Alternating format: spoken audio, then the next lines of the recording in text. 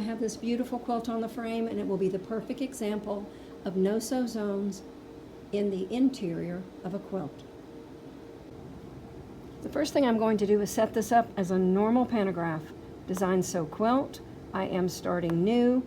I have a work in progress. Do I want to replace it? Yes.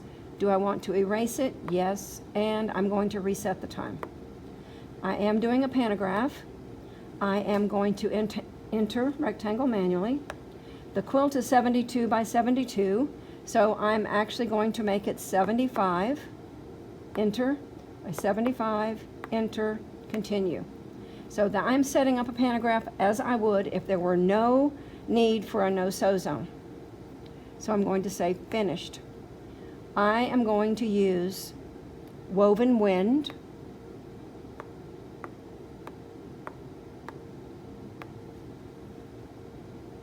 This is the design I'm going to use. Woven Wind. On my odd rows, continue, and on the even rows, continue. It comes in with a very large gap, so I'm going to take care of the gap first. I'm going to stroke on the screen, and then I will fine-tune it with the up and down arrow on the ribbon. I usually step back at this point and make sure that I'm not seeing any obvious division, and I see this could be a little better. Okay, I am happy with that, but now I need to check the scale. I'm going to open the menu on Zoom Off. I'm going to touch True Size, and I'm going to touch the quilt. I'm going to touch Pan, second button from the top, and I'm going to move around. Now, that's a nice design, nice size. However, on this one, I need it to be a smaller scale. So I'm going to go to Row Height, Pattern Height. I'm going to touch the keypad on the ribbon, and I'm going to go from 12, and I'm going to consider 9 inches. I say consider because I don't know until I see it. Enter. Now I'm liking this. I'm going to touch True Size to verify, Pan to move around, and I think this is the perfect scale to go with this project. So I'm going to zoom full. I'm going to say finished. It is asking me what I want to do on the outside edge, and continuous is chosen. That is what I'm going to say, accept, and I am ready to commit. So I'm going to say yes. I am going to set up the sequence of the sewing by going to Sew Quilt. I'm going to select the first pattern. The little bitty one at the top that doesn't seem that important is going to give me information on my stitch quality, how I feel about the thread choices. So I am going to include that in the quilting. I also could change my start and end points at this spot if I would like to, but I'm not going to. I'm going to continue. Select the next pattern to quilt. I could go down and sequence each row, but I'm going to use the Panto sequencing assistance. I am going to quilt left to right. I am going to tie off between the rows, and I'm going to set up the whole quilt. I have this pantograph set up like we would do every single time we are setting up a pantograph. When I touch Sew Quilt, the machine is going to move. Now, because I had the tablet up close so that it would be great for the film, I have not told Intelliquilter where I am yet. So when it starts moving, when I touch Sew Quilt, I'm going to touch pause and realign. Stop. I'm going to touch realign, and I am going to zoom in to the top left of the quilt, and I'm going to choose the small square. I'm going to touch continue. I'm going to move the needle to the location of the reference point and touch OK. I'm even with my quilt top, and I'm going to go out an inch or so, and I'm going to say OK. The machine starts to move to where it is going to start on the first row. Takes a single stitch, and I am going to start now with outlining the no-sew zone.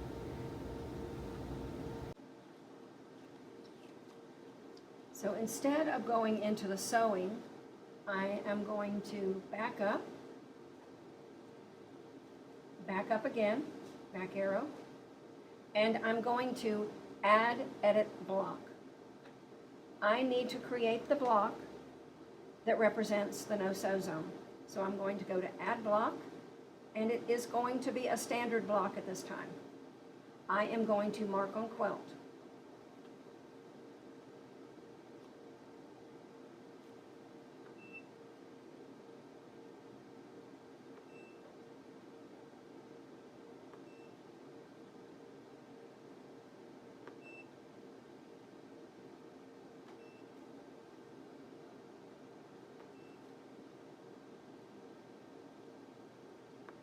Now that's as far as I can go in my throat space.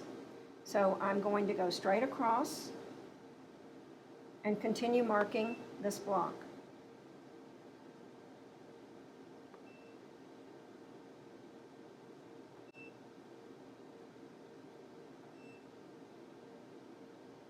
I'm using the laser light shining down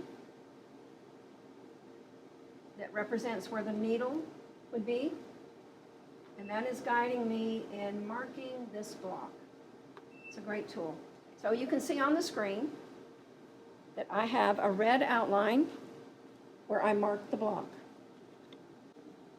I made that a standard block so that I would be able to identify which of these patterns in the pantograph are going to be affected, because that is going to be a question really soon. So the block is finished. Now I need to go back and I need to add Edit Block. I need to add a block, and this time I'm going to choose a no-sew zone. It asked me to select the patterns that will be affected. So before I had marked the block, I didn't really know the answer to this question. So that is why I do that additional step.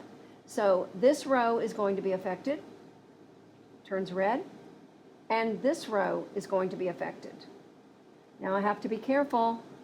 I cannot get to the bottom of that design. So I can only do one row at a time. I'm going to say continue, and it asks me how I want to define the block. Well, I've already marked the block, haven't I? So I'm going to select the existing block, touch this one, and it immediately reacts by turning red, and then I say continue. That removed the designs out of the area that I have identified as my no-sew zone. So now when I start quilting again, it will go up to the edge of the no-sew zone, and we have to talk about what we're going to do when that happens. That looks great.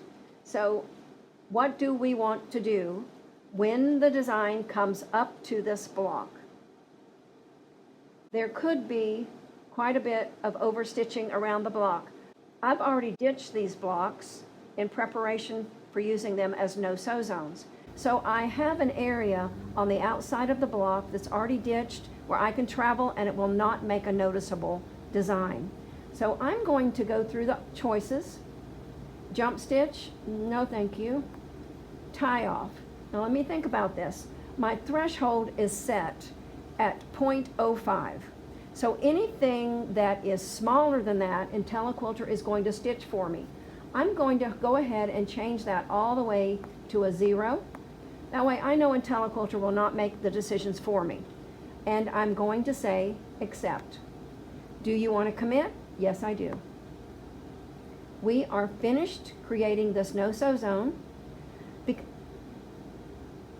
Now you might be wondering, when you looked at the quilt earlier, you saw that there were 3 no-sew zones in the first section. I'm going to stitch between, I'm going to go ahead and do the pantograph, and then I am going to stop prior to getting to the next area where I will back up and I will create a block. What kind of block? A no-sew zone, so that as I continue stitching along and along, I will be editing my pantograph before I get to the no-sew zone. You can see on the screen that I have the first row quilted and I have added the first no-sew zone. So to make it easier for myself, I am actually going to split the pantograph prior to getting to each no-sew zone. That will be a great way to separate and help me stop, cut my threads, mark on quilt to create the block, and I'll turn that block into a no-sew zone. So I'm on the Design Sew quilt screen, and I took the back arrow a couple times to get to the screen. I'm going to go to Add Edit Pattern, and I am going to split the pattern. Now I'm going to zoom in because I want to split the design, and I want to see this zoom full. Okay, so I have a stop and start here, a stop and start here. I already marked the no-sew zone. So I'm going to stitch out this design until it stops, and then I will cut my threads and I will go in and mark the next no-sew zone, create that, stitch around it, and go to the third no-sew zone, which will be right about there. So you'll see this after I get that part completed. This is going very well. I was stitching the pantograph, and when it came to the no-sew zone, it stopped right in the ditch because there hasn't been that much draw up. That's nice about having a no-sew zone right at the very beginning of a row, and that's why it's important to split your design and mark it as you progress across the quilt where there are 3 no-sew zones. There's more than one way to do this, and I'm going to show you another method that I use occasionally. As it is stitching towards, this area is going to be a no-sew zone also. I have my presentation clicker because I can react much faster with the presentation clicker than I can reaching up to touch the pause marker. So this is going to quilt out, and then when it comes close to this purple edge, I'm going to pause, and that's where I'm going to go to Add Edit Block, Add a Block, a Clipping Block. You do not have to split out the designs if you do not want to. More than one way to do everything.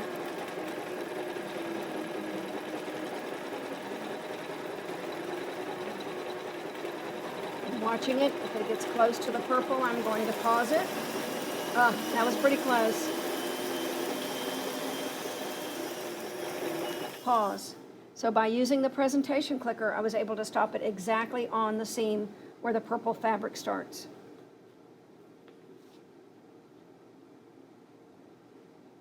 You saw it on the screen, and now you see where the needle has stopped right beside the purple. So I am going to create a no-sew zone now. So I stopped the machine with the needle right on the ditch on the outside of this no-sew zone. So now I am going to touch back arrow. Do you want to save current needle position? Sure. Now I'm going to go back arrow again, and I'm going to go Add Edit Block. Add a block, and I'm going to do a standard block. I'm going to use the presentation clicker to mark this block to identify it for the no-sew zone. But before I do that, I need to cut my threads.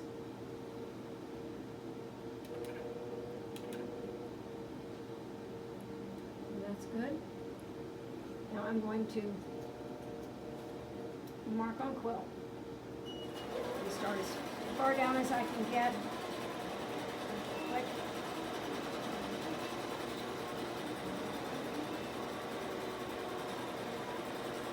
I'm going to continue to mark this block. Now you can see on the screen where I have marked the area that is going to be the no-sew zone. Now I'm going to Add Edit Block, Add a Block, a no-sew zone. Select the patterns that will be affected. Continue. Select existing block, touch it, turns red, and continue. So that removed the designs in the area where I had the no-sew zone. Finished. So I'm going to resume quilting now. I think this is a really fabulous way to avoid things in a quilt. No-sew zone isn't hard. It just takes a little bit of planning, and you have to deal with a lot of stops and starts.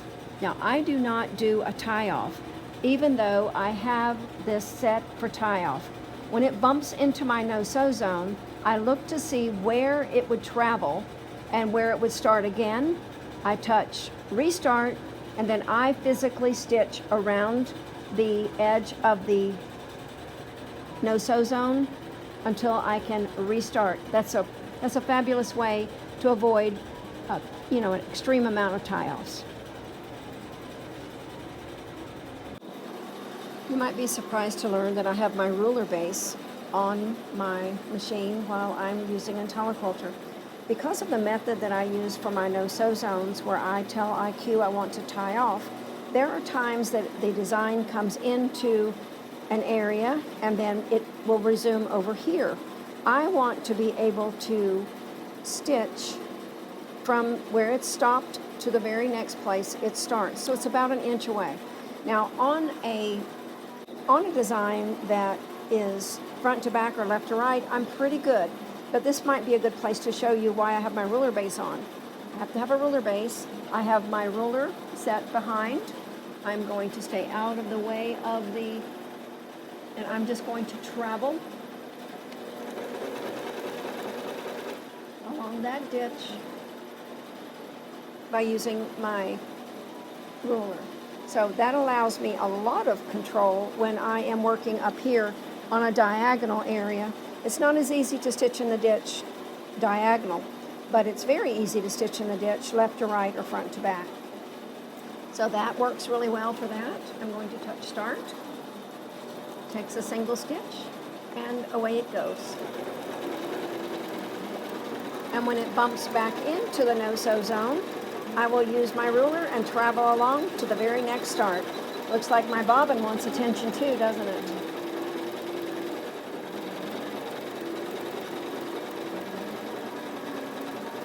It's a fabulous way to come up to a no-sew zone.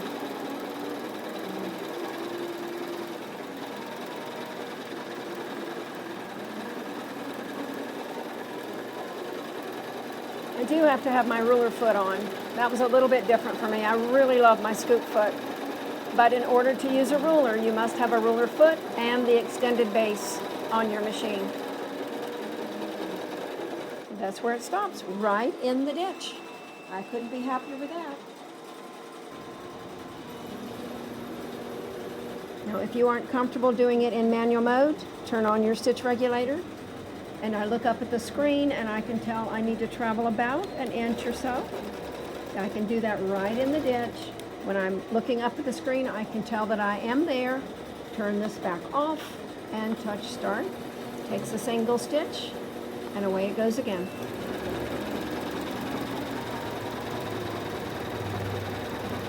I'm turning off the light so we can see better on the camera. So Intelliquilter is stitching up to my no-sew zone, and I'm going to show you how I handle the transition. It travels up and it's going to stop right in the seam between the light blue and the blue edge. It's just perfect. Now I'm going to touch back arrow, restart, and you see where it's telling me that it's going to go to the right? I might have 1 or 2 stitches. I'm going to place my ruler on my hopping foot, and I'm going to drive the machine that little bit of distance, and then I'm going to say, okay. IQ takes a single stitch, and away it goes. And every time it bumps into the no-sew zone, I am going to touch restart. I'm going to use my ruler, travel along that diagonal line, and just keep going. There it is, just a tiny bit needed there. Back arrow, restart. The red arrow is showing me the direction it's going to travel. I'm going to turn on my stitch regulator to show you have more than one way to do this. I'm probably blocking you, I hope not. Just drive it nice and slow until you can tell that the arrow is in the correct position. Turn off the stitch regulator, touch OK, and away it goes again. I find the ruler to be really helpful. The diagonal line is a little bit harder for me to travel in the ditch without a little help. Love it, love it, love it. And I'm going to do a little bit of locking. And now when I cut the threads and touch start, it's going to move to the next beginning.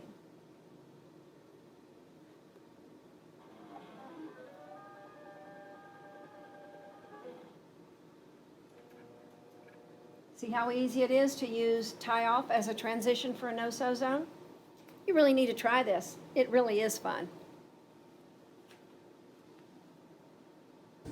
Every time it bumps into the no-sew zone, I am going to touch back arrow one time, restart. I'm going to put the ruler up against this so that I can travel right down. Now you don't have to do it in manual mode if you do not prefer. You can turn on the stitch regulator and travel right down, looking up occasionally so you can see up that red arrow. That is your friend. It is going to help you understand which way you're going to travel, and then away you go. Nice. This design is called West Wind. It's perfect for a background fill like this because it's easy to understand where it's going to travel. Back arrow, restart, ruler up against the hopping foot, travel down, look up occasionally, make sure you are happy with what you're doing. And here we are. Isn't that cool? Once you got your rhythm, this just is a whole lot of fun.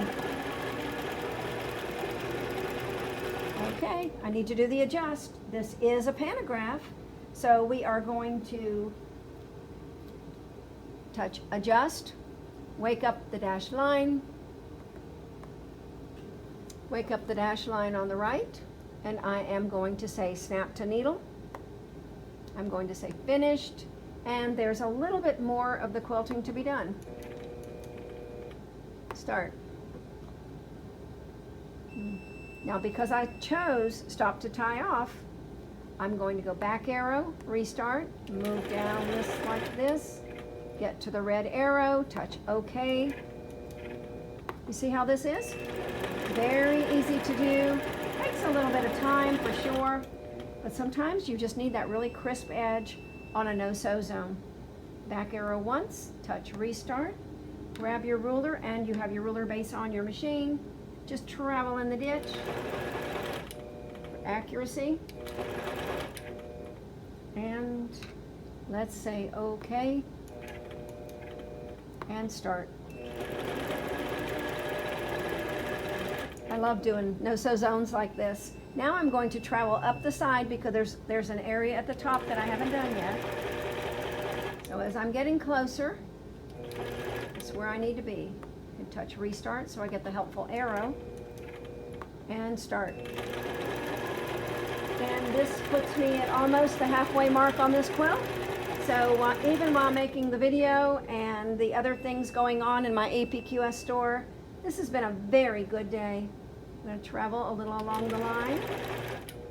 Let it start again. Start.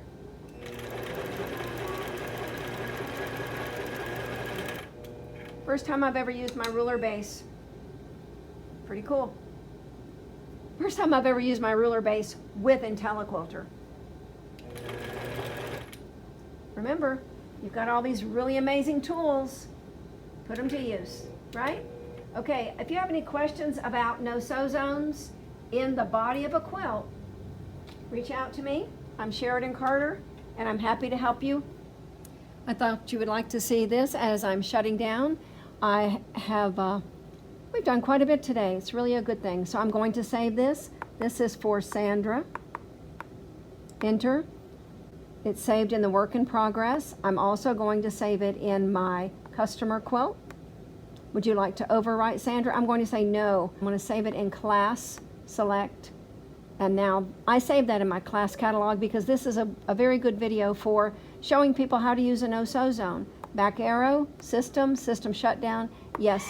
And so tomorrow, I will bring this up, realign to something I've already quilted, and I will finish this quilt tomorrow unless we have some other interesting things happen in the studio. So I hope you have a wonderful evening. Take care.